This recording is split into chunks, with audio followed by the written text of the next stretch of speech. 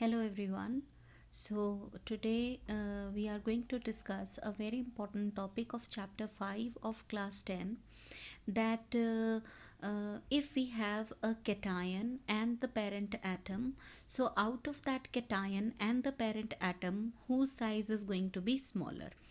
So let us understand this concept by considering an example of sodium atom and its ion, that is sodium ion.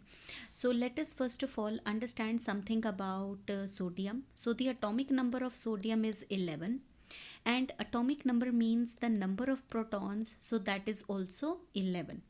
And since it is neutral right now, because it is the atom is always neutral, so the number of electrons is also 11, right? And when we will do the electronic configuration, so the first shell will get maximum of 2 electrons, then we are left with 9. Out of 9, 8 will go into the second shell, and only 1 electron goes into the third shell. From the electronic configuration, now we have a clear idea that K shell is complete, L shell is complete, and these two shells, they are now stable. They will neither lose electron, neither they will gain electron. But if we look on to the outermost shell has only one electron, but the maximum capacity of this M shell is 8. So it means that this shell is unstable, and to become stable there are two ways left for it. Either it has to lose this one electron, then the configuration will change into 2,8, or it will have to gain 7 electrons, and then the configuration will change and become 288. Now, out of the loss and gain of electron, which path is easier? It is the loss of electron, and after losing that one electron, it changes into sodium ion. Now, the atomic number never changes on losing or gaining the electrons. So, atomic number remains the same, that is 11. And atomic number means the number of protons, they are also the same. But after losing one electron, the number of electrons, they have reduced, and now it is only 10. So now the configuration will be 2,8 and it will be KL.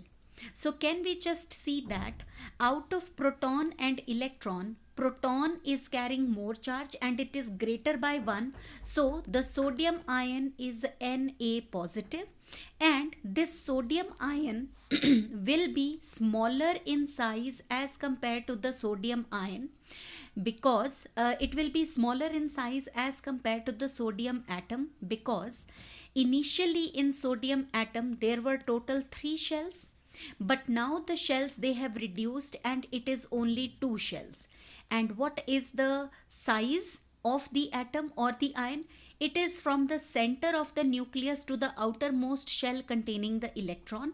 And it is visible here also that in case of sodium atom, this radius of the atom is more, and in case of the ion, the size becomes less. So basically, in case of a cation, the size is always less. Okay, the cation is always sorry, over here it was wrong.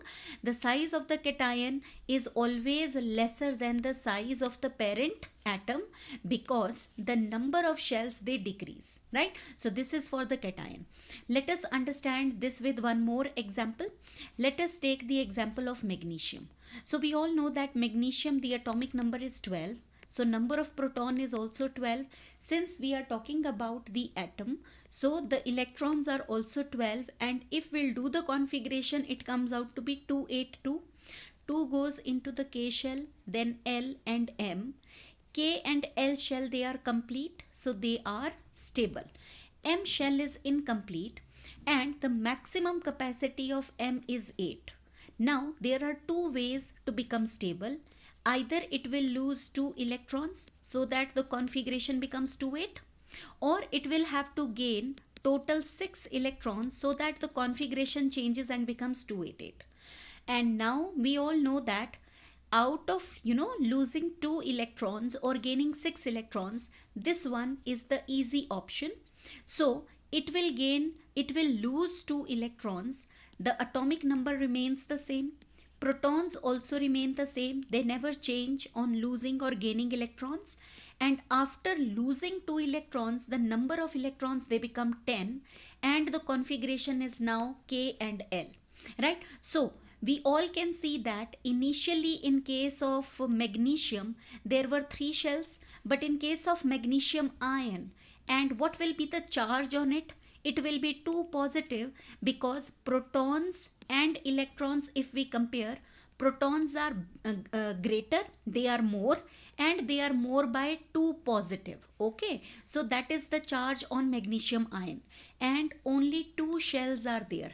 So if we will draw the Bohr model, this is the nucleus, this is how the 3 shells are there, and for magnesium ion only 2 shells. So can we just see the atom or the distance from the center of the nucleus to the outermost shell?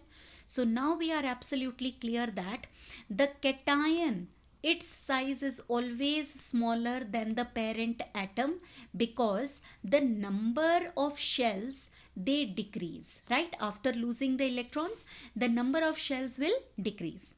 Now let us move to the next concept. What about the anion?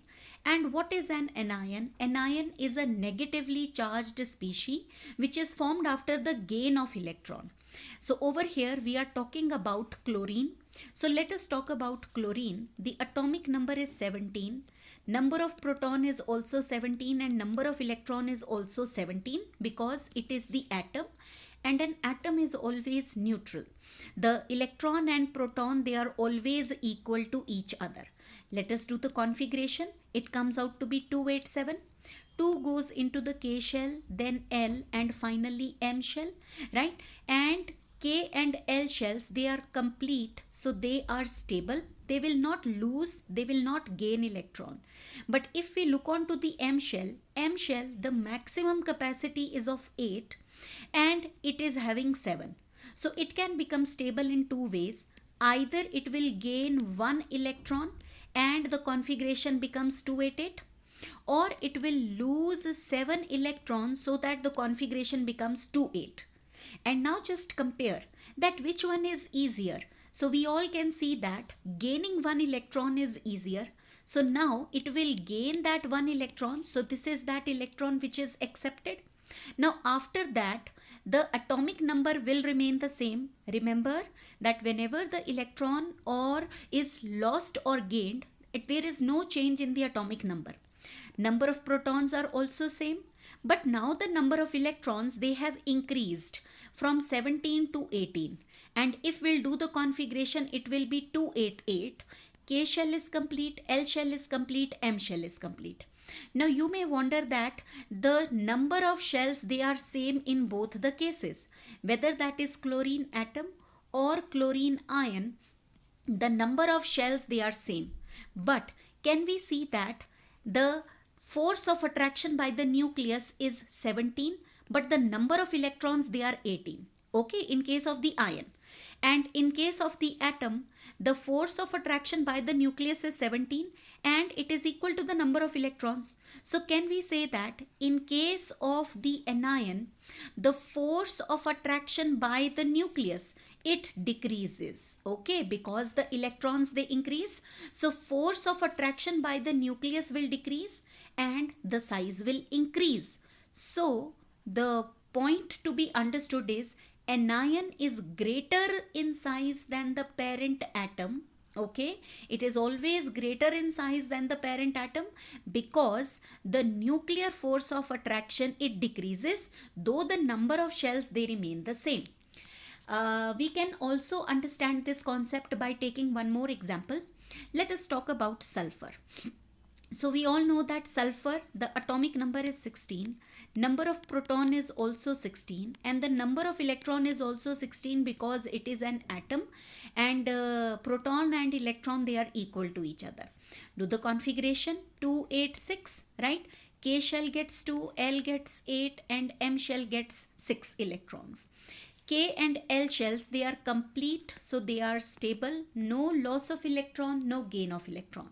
Now having a look on to the outermost shell M, Its maximum capacity is of 8, but it is only having 6. Now it can become stable in two ways. Either it will gain 2 electrons so that the configuration becomes 288, or it will lose 6 electrons so that the configuration becomes 28. Now just compare that which one is easier way, gaining 2 electrons or losing 6 electrons. So we all can figure it out that gain of 2 electrons is very easier, and after gaining 2 electrons the atomic number always remains the same, never changes. Protons remains the same, but now the electrons, they will become 18, which were initially 16. Right? So now the configuration is 288. K is complete, L is complete, M is also complete. So sulfur atom was also having 3 shells, and anion is also having 3 shells. Now what should be the charge on sulfur ion? Proton is 16, electron is 18. So which one is greater? It is electron by 2 number. And since electron carries a negative charge, so it will be S2 negative. Right? Now, over here we can see that the force of attraction by the nucleus is plus 16, and number of electrons, they are 18, which the nucleus has to hold.